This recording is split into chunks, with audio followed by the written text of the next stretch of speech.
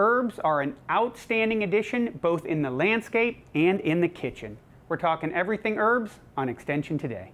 Extension Today is sponsored by the Ohio State University College of Food, Agricultural, and Environmental Sciences. There's two major families of herbs. Big family number one is the Umbelliferae or Apiaceae family, and that is the family that has parsley and dill, also has a bunch of veggies in it like carrots and celery, and then the giant herb family would be the Lamiaceae or the mint family. And that's got mint, that's got basil, but it also has the woody ornamental herbs like oregano and sage and rosemary. And then you got some one-offs like chives, which are in the allium family. There are endless ways you can use them in the kitchen. Herbs add flavor, they add color, and they even add nutrition. Perhaps one of the biggest nutritional draws is that you can use herbs of any type to flavor your food in place of salt. If you would like to learn more about growing and using herbs, visit go.osu.edu/extension today. Extension Today is sponsored by the Ohio State University College of Food, Agricultural, and Environmental Sciences.